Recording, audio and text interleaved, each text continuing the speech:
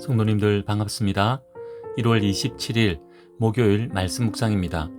오늘 묵상 본문은 요한복음 7장 53절에서 8장 20절 말씀입니다. 오늘 본문은 음행하다가 현장에서 잡힌 여자를 예수님께 데리고 와 예수님을 시험한 사건이 등장합니다. 이 본문은 일반적으로 삽입된 본문으로 여겨지고 있습니다. 다른 복음서에는 기록이 없고 요한복음에서도 전후 문맥과 어울리지 않는 듯하여 논란이 되는 본문이기도 합니다. 하지만 예수님과 종교 지도자들의 대립을 통해 예수님이 어떤 분이신지를 드러내고 있기에 중요한 본문이라고 할 수 있습니다. 그럼 본문을 살펴봅시다. 본문 7장 53절에서 8장 11절 말씀입니다. 초막절 명절이 끝나고 모두가 집으로 돌아갑니다. 예수님께서도 감람산으로 가셔서 기도하시며 쉬십니다. 그리고 다음 날이 되었습니다. 예수님께서는 다시 성전으로 가셔서 나아온 백성들을 가르치십니다. 거기에 서기관들과 바리새인들이 음행 중에 잡힌 여자를 끌고 옵니다. 예수님께로 끌고 온 이유는 부정한 여자를 재판하기 위한 목적이 아니라 예수님을 시험하여 고발할 조건을 찾고자 함이었습니다. 종교 지도자들이 예수님께 묻습니다. 본문 8장 5절입니다. 모세는 율법에 이러한 여자를 돌로 치라 명하였거니와 선생은 어떻게 말하겠나이까? 사실 율법에서는 음행한 여자만 돌로 치라고 하지 않고 남자도 같이 죽이라고 명합니다. 그런데 남자는 없고 여자만 있습니다. 아무래도 사건을 조작한 의심이 듭니다. 아무튼 종교 지도자들은 예수님을 고발하기 위해 억지로 빌미를 만들려고 합니다. 여기서 만약 예수님께서 여인을 돌로 치라 하시면 로마법을 위반한 것이 됩니다. 당시는 로마 지배하에 있었기에 사형에 대한 권한은 로마 당국에게 있었습니다. 반대로 여인을 용서하라고 하면 율법을 위반하는 것이 됩니다. 그렇다면 사내들인 공회에 정식으로 고발하여 예수님을 체포할 수 있게 되는 것이었습니다. 그러니 예수님께서는 이렇게 말해도 저렇게 말해도 이들의 함정에 빠질 수밖에 없는 상황이었습니다. 그때 예수님께서 땅에 무언가를 쓰십니다. 무엇을 써셨는지 알 수 없지만 잠깐의 시간을 가지신 것 같습니다. 종교 지도자들은 계속해서 예수님을 재촉합니다. 이제 예수님께서 말씀하십니다. 본문 7절 말씀입니다.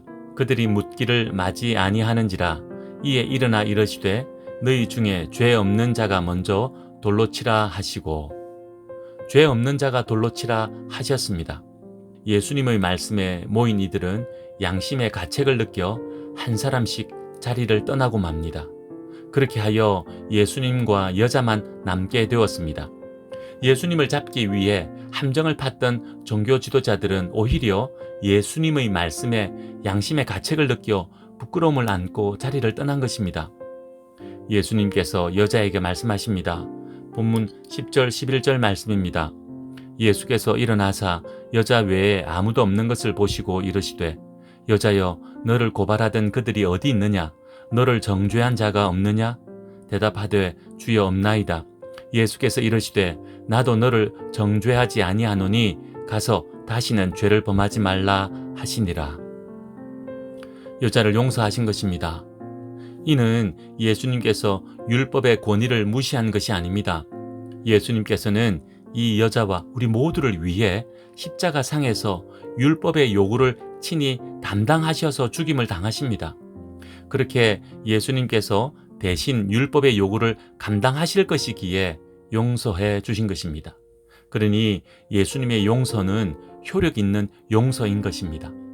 그리고 여자에게 다시는 죄를 범하지 말라라고 엄중하게 명하십니다.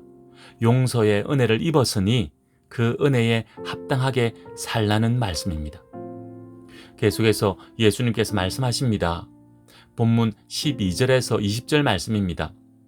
예수님께서는 자신을 세상의 빛이라고 말씀하십니다.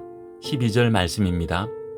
예수께서 또 말씀하여 이르시되 나는 세상의 빛이니 나를 따르는 자는 어둠에 다니지 아니하고 생명의 빛을 얻으리라. 요한복음의 특징 중 하나가 예수님께서 자신을 나는 무엇이다 라고 선언하시는 데 있는데 오늘 본문에서도 예수님께서는 나는 세상의 빛이다 라고 선언하십니다. 죄로 인하여 어둠 가운데 있는 사람들에게 빛을 비추어 주셔서 영원한 생명을 얻게 하는 빛 되신 분이 예수님이시라는 것입니다.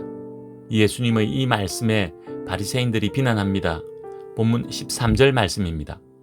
바리새인들이 이르되 네가 너를 위하여 증언하니 내 증언은 참되지 아니하도다. 무슨 말입니까? 자신의 주장이 참인 것으로 인정받으려면 두 사람 이상 증인이 필요하다는 것입니다. 그런데 예수님은 증인 없이 스스로 주장하고 있으니 그 주장은 참되지 않다는 것입니다. 바리새인들은 율법의 규정을 들어 비난하고 있는 것입니다. 이들의 비난에 예수님께서는 두 가지로 반론하십니다. 먼저는 예수님 자신이 자신을 증언한다고 말씀하십니다. 왜냐하면 세상의 빛 되심을 아는 사람이 아직 없기 때문입니다. 하지만 예수님 자신은 증언대로 세상의 빛으로 행하고 계시다는 것입니다. 그러하기에 세상의 빛이라는 자신의 증언이 참되다는 것입니다. 그리고 자신을 보내신 아버지가 자신을 증언하신다고 말씀하십니다. 아버지께서 자신을 세상의 빛으로 보내셨고 그 아버지와 함께 계시며 아버지께서 증인이 되신다고 말씀하십니다. 이 사실을 예수님께서는 본문 17절, 18절에서 정리하여 말씀하십니다. 너희 율법에도 두 사람의 증인이 참되다 기록되었으니 내가 나를 위하여 증언하는 자가 되고 나를 보내신 아버지도 나를 위하여 증언하시느니라. 이에 바리새인들이 증인되는 아버지가 어디 있냐고 따집니다. 감히 하나님의 이름을 덜먹이지 말라는 경고요? 당신의 아버지 요셉은 죽지 않았냐는 빈정거림이었습니다. 이들의 이런 반응에 예수님께서는 나를 알지 못하니 내 아버지도 알지 못한다고 탄식하십니다. 오늘 본문은 우리에게 많은 교훈을 주고 있지만 저는 여러분들과 한 가지를 묵상하려 합니다. 나는 하나님 말씀을 어떻게 사용하는가입니다. 예수님과 종교 지도자들 사이에 율법이 놓여 있습니다. 하나님 말씀이 놓여 있다는 것입니다. 율법의 기준을 가지고 종교 지도자들은 예수님과 논쟁하려 합니다. 종교 지도자들은 하나님 말씀인 율법을 비난과 정죄의 도구로 사용하고 있습니다. 율법의 기준으로 여자를 잡아옵니다. 율법의 기준으로 예수님을 시험합니다. 율법의 기준으로 예수님을 비난하고 조롱합니다. 하지만 예수님은 율법의 바른 뜻을 통해 사람들의 죄를 깨닫게 하십니다. 율법의 요구를 대신 감당하심으로 여자를 용서하십니다. 율법에서 약속하신 대로 보내심을 받아 순종함으로 율법의 참 뜻을 이루어 가십니다. 동일한 율법을 말하지만 이렇게 다르게 사용하고 있습니다. 우리는 어떻습니까?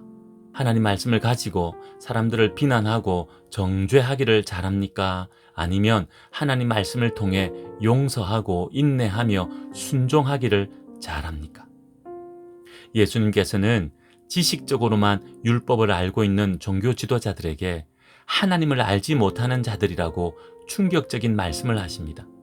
가장 하나님을 잘 안다고 자부하는 자들에게 하나님을 알지 못하는 자들이라고 했으니 얼마나 분노하며 충격을 받았겠습니까?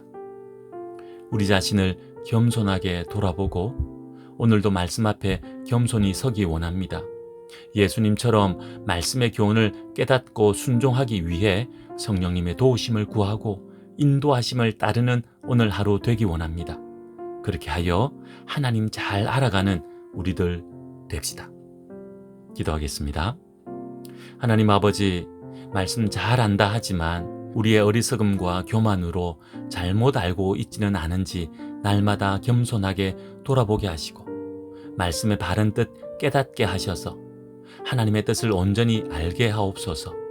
그리고 그 뜻을 따라 살아가게 하옵소서. 예수님의 이름으로 기도하옵나이다. 아멘. 오늘은 이웃을 위해 기도하는 날입니다. 하나님의 말씀으로 우리 이웃들을 위로하고 격려하는 우리들 됩시다. 말씀의 약속을 믿고 이웃들을 위해 기도하기 원합니다. 우리 이웃들 어떤 어려움 가운데 있습니까? 우리가 아는 것들 하나님께 구체적으로 아뢰며 이웃을 위해 기도하는 오늘 하루 됩시다. 오늘도 믿음으로 승리하십시오.